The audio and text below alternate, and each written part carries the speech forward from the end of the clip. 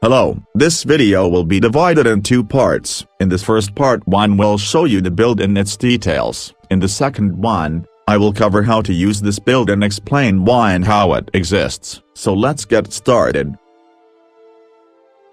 First of all, let's talk about sets. You will need the following: 5 Shackle Breaker, 5 Alteration Mastery, 1 Domios, 1 Pirate Skeleton. You will use 5 light pieces, 1 heavy and 1 medium. I'll explain the next part why you need exactly this. You can craft Shackle Breaker if you have Morrowind DLC, or buy it from stores. You can get Alteration Mastery from Rewards of the Worthy or buy it from stores. While for Domios and Pirate Skeleton you need to make Undaunted pledges.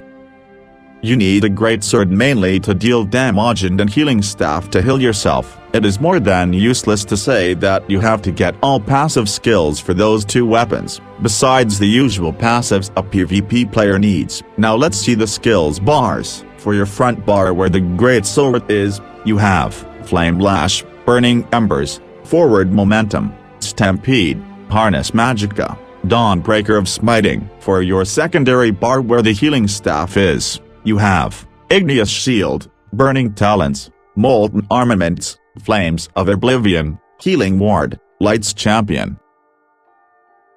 Here is the champion points. On the Lover we have 49 Nisi and 75 Arcanist. On the Shadow we have 37 Shadow Ward and 47 Thumbling. On the Tower we have 52 Warlord. As for the Lady, 49 Hardy, 49 Elemental Defender and 48 Thick-Skinned. The Lord has then 7 Quick Recovery and 3 Bastion. On the Steed we have 81 Ironclad and 23 Spell Shield. On the Apprentice we have 44 Elfborn, 30 Spell Erosion and 49 Elemental Expert. The Atronic has 27 Staff Expert and 66 Master at Arms, to end with the Ritual with 44 Thaumaturge.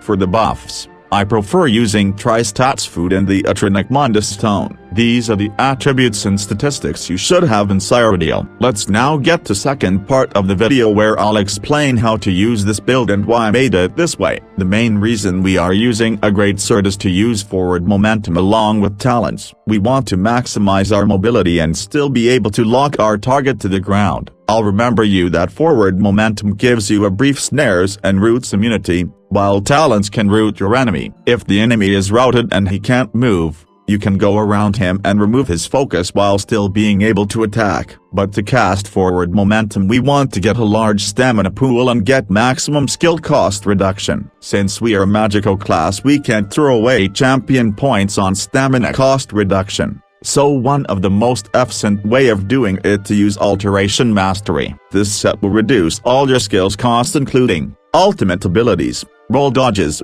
block, but more important this allow us to use forward momentum at reduced cost. So our aim is not to maximize Magicka like many Magicka classes do, but rather get maximum amount of Magicka and stamina at most efficient skill cost possible. This is why we use Domus along with Shackle Breaker. The idea is the following: we have a way to maximize our capabilities and get them the possibility to transform and each other efficiently. By capabilities I mean resources, Magicka, stamina and health, recovery, damage modifiers, cost modifiers and mobility. So let's consider that Magicka must be our main resource and must be transformed in other capabilities. For example, we can use molten armaments to get spell damage, a damage modifier, and stamina, and other resource, thanks to Dragon Knight passive ability. This same idea must be applied to your other abilities. Here is some major facts we want to focus on. Igneous Shield can be used to get 990 stamina each time you use it. Harness Magicka can be used to get about 6k shield and 1k Magicka if used properly. You can get 140 resource points each ultimate point cost when you cast an ultimate ability. From this you should be able to derive the following rules to use this build. Cast Igneous Shield multiple times when you are low on stamina. Cast Harness Magicka very often to mitigate damage and thus helping with your low health. Use your ultimate ability when you are low on resources. But what about the damage? Let's then see the rotation and how it behaves. This is what you should do in close range. Basically you buff first by casting forward momentum, molten armaments and flames of oblivion. Then use talents with bar swap to perform animation cancelling. Now you apply burning embers and use your whip alternating with light attacks. Then repeat and adapt it for the situation, casting shields and heals on the right time.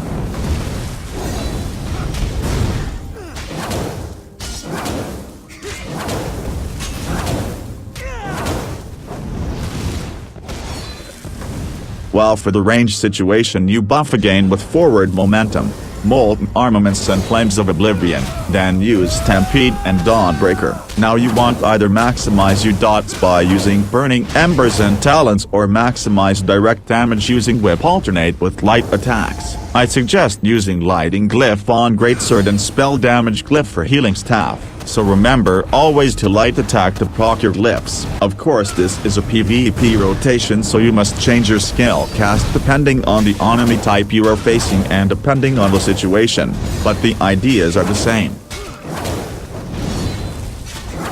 Thanks for watching. Hope you enjoyed this video where I tried something different. I'll leave you with an advice. When you make a build on your own, always make considerations on what you are aiming at. Is it mobility?